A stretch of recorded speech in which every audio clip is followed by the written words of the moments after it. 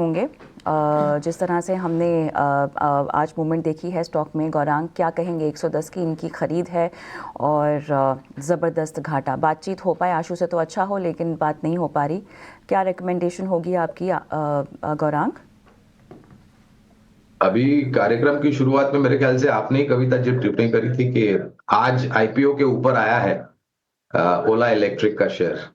मेरे ख्याल से 76 के आसपास का आईपीओ था और फिर लिस्टिंग हुई। लोगों ने ये नहीं सोचा कि बुनियादी तर्क के आधार पर इस कंपनी की बैलेंस शीट में एक बड़ी दिक्कत, जो घाटा है बैलेंस शीट में 1500 करोड़ का, वो है।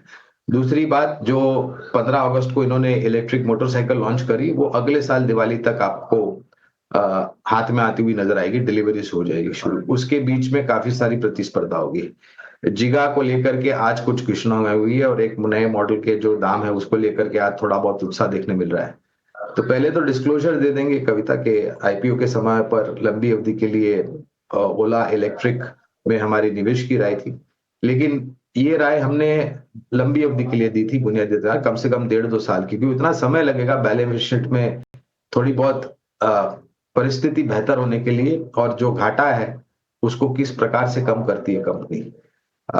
एक बड़ी दिक्कत यह है कि जो उपभोक्ता है वो बहुत ही नाखुश है, नाराज है इस कंपनी से, क्योंकि बहुत सारे सर्विस रिलेटेड इश्यूज है और इनके जो सर्विस सेंटर है वहां पर लोगों को तकनीकी जानकारी कम है, जिसकी बात मैनेजमेंट ने करी थी और वहां पर सही कदम उठा करके वो दूर करने की भी बात की है।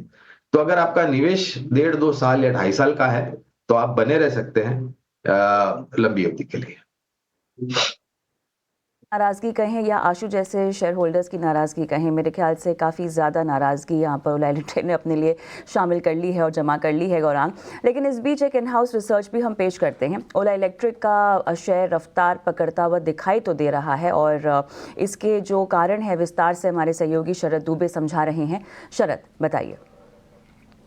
ओला इलेक्ट्रिक जो है फोकस में रहने वाला स्टॉक जो है, उनके आईपीओ प्राइस से ज़्यादा जो है आज प्राइस आ गया है। नवंबर 21 की बात करें तो वहाँ से स्टॉक 15% भागा है और पिछले 2 सेशन में 10% से ज़्यादा का रिटर्न इन्वेस्टर्स को मिला है।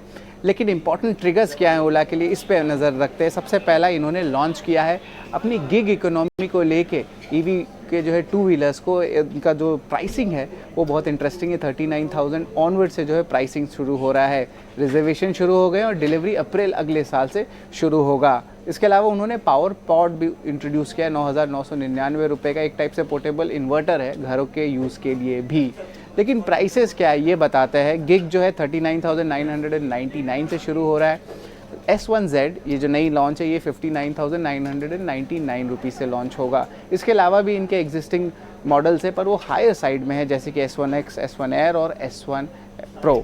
अब बात करते हैं कंपटीशन कैसा है। अब याद रखिए, गिग इकोनॉमी का सबसे सस्ता व्हीकल जो ईवी का इन्होंने निकाला है, यूलू, काइनेटिक ग्रीन और ओकिनावा। इनके भी प्राइसिंग देखें तो ये जो है 59,999 से ऊपर के प्राइसिंग में है। इसके अलावा ऑफकोर्स कंपनी जो है हाल ही में अपनी कंप्लेंट्स को भी रिजॉल्व किए हैं और ओवरऑल जो है रिपोर्ट्स भी आ रही है कि अपने लगभग 500 एम्प्लॉयज़ को उन्होंने जो है ले ऑफ किया है रिस्ट्रक्चरिंग को लेके।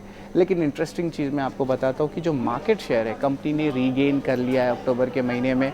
अब इनका मार्केट शेयर 31% का है। इसके 2 कारण हैं। फेस्टिव सीजन सेल्स में बढ़ोतरी हुई है और जो डिलीवरी मेट्रिक्स है उसमें भी इम्प्रूवमेंट आया है। बजाज ऑटो, टीवीएस मोटर, एथर एनर्जी के जो मार्केट आप बात करते हैं कि ओवरऑल मार्केट शेयर क्या है, तो वो लगभग 26 से लेकर 12% तक अलग अलग रेंज पे जो है मूव करते हैं। इसके अलावा ब्रोकिंग हाउसेस का भी बुलिश नज़रिया देखने मिला है। रिसेंटली जो है सिटी ने इनिशिएट बाई किया है और जो टारगेट प्राइस रखा है 90 रुपये प्रति शेयर का रखा है। और बाकी भी फॉरेन ब्रोकिंग हाउसेज जैसे कि HSBC, गोल्डमैन सैक्स, इन्होंने भी लंबे अवधि के लिए जो है टारगेट प्राइस भी दिया है। 137 गोल्डमैन सैक्स ने दिया है और HSBC ने 110 रुपीज़ पर शेयर दिया है। तो ये अहम पूरी जो गाथा है ओला इलेक्ट्रिक की है। शुक्रिया इस पूरी समझाइश के लिए।